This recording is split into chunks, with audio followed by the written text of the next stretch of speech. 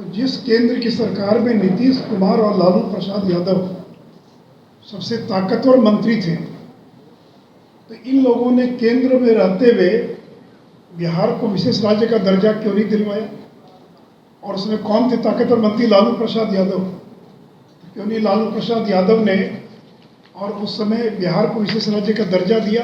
तेजस्वी यादव का आज मैं प्रेस देख रहा था, उनको तो एबीसीडी पता नहीं है, ये लंबी लंबी बातें करने प्रेस कॉन्फ्रेंस में। एक बार तेजस्वी जी अपने पूज्य पिताजी से पूछिए तो कि आप रेल मंत्री थे, आप के कारण यूपी की सरकार चल रही थी, तो आपने क्यों नहीं बिहार को विशेष राज्य का दर्जा दिलवाया या दिया?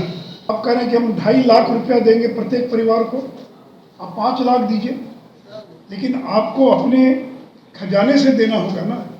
आपको अपना देखना पड़ेगा कि मेरे पास कितना पैसा है। आप कल घोषणा कर दें कि हम कर्जा माफ़ कर देंगे, बिजली माफ़ कर देंगे, जो दिल्ली और बाकी राज्यों ने किया, और पैसा है ही नहीं आपके पास, और पहुंच जाएंगे पंजाब के मुख्यमंत्री नरेंद्र मोदी के पास कि हमको मदद कीजिए, मेरा खजाना खाली हो गया। बिहार की कैबिनेट ने एक प्रस्ताव पारित किया है और आज बिहार सरकार के तीनों घटक दलों के जो प्रमुख नेता हैं, उन्होंने मुख्य सचिवालय में प्रेस कॉन्फ्रेंस की है और बिहार को विशेष राज्य के दर्जे की मांग को फिर से एक बार उठाया है। मित्रों, 75 साल से बिहार के अंदर कांग्रेस, आरजेडी, जेडीयू की सरकार चल रही है। 50 साल से ज़्यादा करीब कांग्रेस, फिर लालू प्रसाद यादव, फिर नीतीश कुमार। तो जिन लोगों ने 75 साल बिहार में राज किया, इसके बावजूद हर पैमाने पर अगर बिहार सबसे पिछड़ा है, गरीब है, तो इसके लिए कौन जिम्मेवार है? यही लोग जिम्मेवार हैं जिन लोगों ने 75 साल तक बिहार में राज किया। मित्रों, नीतीश कुमार केंद्र की सरकार में रेल मंत्री थे और लालू प्रसाद यादव भी 2004 से लेकर 9 तक रेल मंत्री थे और 9 से 14 तक यूपी की सरकार अगर चल रही थी तो लालू यादव के कारण चल रही थी। तो जिस केंद्र की सरकार में नीतीश कुमार और लालू प्रसाद यादव सबसे ताकतवर मंत्री थे, तो इन लोगों ने केंद्र में रहते हुए बिहार को विशेष राज्य का दर्जा क्यों नहीं दिलवाया? तो पहला जवाब तो दे नीतीश और लालू कि आपने अपने समय में क्यों नहीं दिलवाया। आज उनके बेटे लंबी लंबी बातें करने प्रेस कॉन्फ्रेंस में। एक बार तेजस्वी जी अपने पूज्य पिताजी से पूछिए तो कि आप रेल मंत्री थे, आप के कारण यूपी की सरकार चल रही थी, तो आपने क्यों नहीं बिहार को विशेष राज्य का दर्जा दिलवाया या दिया? मित्रों, करीब 1.5 करोड़ लोगों का हस्ताक्षर लिया गया था और दिल्ली में जनता दल यू ने अधिकार रैली की थी रामलीला मैदान में, जिसमें 1.5-2 लाख लोग शामिल हुए थे। और फिर तत्कालीन प्रधानमंत्री डॉक्टर मनमोहन सिंह को मिलकर ज्ञापन दिया था। तो मनमोहन सिंह किस पार्टी से जुड़े हैं? मनमोहन सिंह किस पार्टी से जुड़े हैं? और उस समय यूपीए सरकार किसके समर्थन से चल रही थी? तो नीतीश कुमार रामलीला मैदान में रैली करते हैं, गांधी मैदान में रैली करते हैं, 1.5 करोड़ हस्ताक्षर इकट्ठा करते हैं और कांग्रेस के तत्कालीन प्रधानमंत्री मनमोहन सिंह को ज्ञापन देते हैं। और उसमें कौन थे ताकतवर मंत्री? लालू प्रसाद यादव। क्यों नहीं लालू प्रसाद यादव ने और उस समय बिहार को विशेष राज्य का दर्जा दिया? उस समय नीतीश जी की जो प्रेस कॉन्फ्रेंस हुई, उसको मैं कोट कर रहा हूँ, वो कह रहे हैं कि कांग्रेस की कुछ सहयोगी दलों के दबाव में, कुछ नेताओं के दबाव में बिहार को विशेष राज्य का दर्जा नहीं दिया जा रहा है। उनका इशारा किनकी ओर था? उनका इशारा लालू प्रसाद यादव की ओर था। He said the Congress was behind the game to delay and deny the state its demand for special category status to keep its allies happy। अपने सहयोगियों को खुश करने के लिए और केंद्र की सरकार बिहार को विशेष राज्य का दर्जा नहीं दे रही। Congress party prevented his state from being accorded special category status following pressure from its alliance partners. लगाने वाले कौन हैं? नीतीश कुमार। और आज तीनों मिलकर कह रहे हैं कि बिहार को विशेष राज्य का दर्जा मिलना चाहिए। इसलिए मित्रों, मैंने कहा कि तेजस्वी यादव का आज मैं प्रेस देख रहा था, उनको तो ABCD पता नहीं है, उनको अपने पूज्य पिताजी से जाकर पूछना तो चाहिए। उसी प्रकार मित्रों, ये विशेष राज्य के दर्जे का जो कंसेप्ट है, ये 5वां वित्त आयोग जब आया था उस समय ये प्रारंभ हुआ था। लेकिन 14th फाइनेंस कमीशन और 15वां वित्त आयोग, इन दोनों ने विशेष राज्य के दर्जे का जो कंसेप्ट है उसको ही समाप्त कर दिया। तो जिस वित्त आयोग ने विशेष राज्य के दर्जे की अवधारणा पैदा की, उसी वित्त आयोग की 14th फाइनेंस कमीशन, और 14th फाइनेंस कमीशन किसने गठित किया था? यूपी की सरकार ने। और 15वां वित्त आयोग यद्यपि नरेंद्र मोदी की सरकार ने गठित किया, लेकिन उसके चेयरमैन कौन थे? जदयू के पूर्व सांसद डॉक्टर NK सिंह। और 14 और 15 दोनों वित्त आयोग ने अपने अनुशंसा में ये कहा कि अब किसी भी राज्य को विशेष राज्य का दर्जा नहीं दिया जा सकता है, और इस क्लासिफिकेशन को ही खत्म कर दिया। दोनों रिपोर्ट में एक बार भी कहीं विशेष राज्य के दर्जे का जिक्र नहीं है। इतना ही नहीं तो नीतीश कुमार की पहल पर तत्कालीन कांग्रेस की सरकार ने और श्री P. चिदम्बरम ने एक इंटर मिनिस्टीरियल ग्रुप,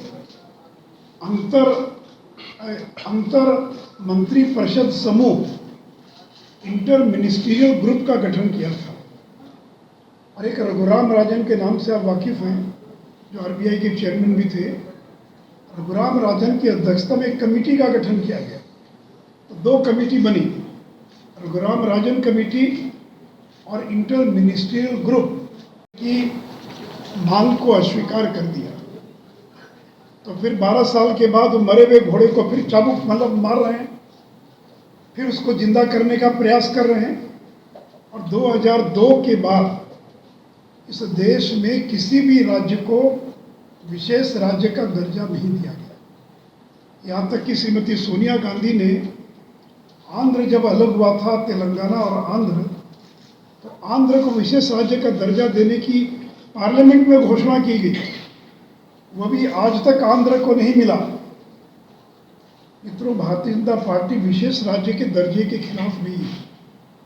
हम लोग स्वयं हस्ताक्षर करने वाले हैं। स्वयं जब विधानसभा और विधान परिषद में प्रस्ताव पारित हुआ, हम लोग उसके अंदर शामिल थे। जब नीतीश जी के नेतृत्व में प्रधानमंत्री से मिलने डेलीगेशन गया, मैं उस डेलीगेशन का हिस्सा था। लेकिन ये हो गई पुरानी बात। अब ये तो कांग्रेस के ज़माने में इसको रिजेक्ट कर दिया गया, अस्वीकार कर दिया गया। सभी कमेटियों ने इसको अस्वीकार कर दिया। और इसीलिए प्रधानमंत्री श्री नरेंद्र मोदी जी ने, वो बिहार की मदद करना चाहते थे। विशेष राज्य का दर्जा दिया नहीं जा सकता है क्योंकि कांग्रेस ने उसको नकार दिया था। तो नरेंद्र मोदी जी ने 2015 में बिहार को 1.5 लाख करोड़ रुपए का स्पेशल पैकेज दिया। यह देश के किसी अन्य राज्य को नहीं मिला। बिहार एकमात्र राज्य है जिसको 1.5 लाख करोड़ का स्पेशल पैकेज मिला, जो बिहार PM बिहार पैकेज के नाम से जाना जाता है। अभी आपको मदद की ना आवश्यकता है, तो जितनी मदद आपको विशेष राज्य के दर्जे से मिलती, उससे कई गुना ज़्यादा मदद आपको पैकेज से मिल रही है। आज 4 लेन 6 लेन सड़कों का जो जाल बिछा है, बिजली के क्षेत्र में जो काम हो रहा है, एयरपोर्ट्स का जो विस्तार हो रहा है, जो अलग अलग क्षेत्रों में काम हो रहा है, तो केंद्र की मदद के कारण ही तो हो रहा है। केवल क्या अकेले बिहार सरकार के बूते हैं कि वो अपना विकास कर सके। और मित्रों, ये बालू और शराब, इन माफियाओं को सरकार का संरक्षण मिला है। अगर केवल ये संरक्षण मिलना बंद हो जाए तो बिहार को प्रति वर्ष 20,000 करोड़ रुपया अतिरिक्त प्राप्त हो सकता है। तो शराबबंदी आपने लागू, आप तो गरीब राज्य हैं, आपके पास पैसा नहीं है, पैसा मांग रहे हैं, शराबबंदी आपने लागू किया तो करीब 10 से 12,000 करोड़ का नुकसान हो गया शराबबंदी के कारण। और बालू का जो अवैध व्यापार हो रहा है, जिसको राजद के लोगों का संरक्षण मिला है, तो 20,000 करोड़ रुपया प्रति वर्ष नुकसान बिहार को केवल बालू और शराब के कारण हो रहा है। केंद्र जितना पैसा देता आप ले नहीं पा रहे हैं, खर्च नहीं पा रहे हैं, और जब चुनाव नज़दीक आता है तो पुरानी मांग को और एक स्टंट के रूप में, ये चुनावी स्टंट है और बिहार की जनता इनको पहचान चुकी है। मित्रों, यह भी एक मिथक है कि अगर किसी राज्य को विशेष राज्य का दर्जा मिल जाएगा तो वह विकसित राज्य बन जाएगा। तो मैं जानना चाहता हूं कि उत्तर पूर्व के नागालैंड, मिजोरम, मणिपुर, त्रिपुरा, इन सभी राज्यों को 20 साल से विशेष राज्य का दर्जा मिला हुआ है, तो कहाँ ये राज्य विकसित राज्य बन पाए? आज भी पिछड़े गरीब राज्य हैं। इसलिए, और जो राज्य विकसित बन गए वो बिना विशेष राज्य के दर्जे के बन गए। आज मध्य प्रदेश आगे बढ़ रहा है, यूपी आगे बढ़ रहा है, तो कहाँ उनको विशेष राज्य का दर्जा मिला? तो विकसित राज्य बनने के लिए और विशेष राज्य के दर्जे की आवश्यकता नहीं है। अब आप कह रहे हैं कि हम 2.5 लाख रुपया देंगे प्रत्येक परिवार को, आप 5 लाख दीजिए, लेकिन आपको अपने खजाने से देना होगा ना। आपको अपना देखना पड़ेगा कि मेरे पास कितना पैसा है। आप कल घोषणा कर दें कि हम कर्जा माफ़ कर देंगे, बिजली माफ़ कर देंगे, जो दिल्ली और बाकी राज्यों ने किया, और पैसा है ही नहीं आपके पास, और पहुंच जाएंगे पंजाब के मुख्यमंत्री नरेंद्र मोदी के पास कि हमको मदद कीजिए, मेरा खजाना खाली हो गया। तो आपके पास जितना पैसा है उतनी चादर बिछाइएगा ना। तो 2.5 लाख को 5 लाख दीजिए ना। अगर आपकी क्षमता है गरीब आदमी को 5 लाख देने की, तो 5 लाख दीजिए, कौन मना करता है? अभी आपने बहालियाँ कर रहे हैं, पैसे का ठिकाना नहीं है, वेतन देने के लिए पैसा नहीं है। इस बार छठ के अंदर शिक्षकों को 3 महीने का वेतन नहीं मिला। अब देखिएगा 2 महीने के बाद आंदोलन शुरू होगा कि हमारे पास सैलरी देने के लिए पैसा नहीं है। इसलिए मित्रों, नियुक्ति पत्र बांट रहे, पैसे का ठिकाना नहीं है, और फिर इसका ठिकाना केंद्र पर फोड़ने का काम है। लाइव बिहार यूट्यूब पर सब्सक्राइब और फेसबुक पर लाइक जरूर करें।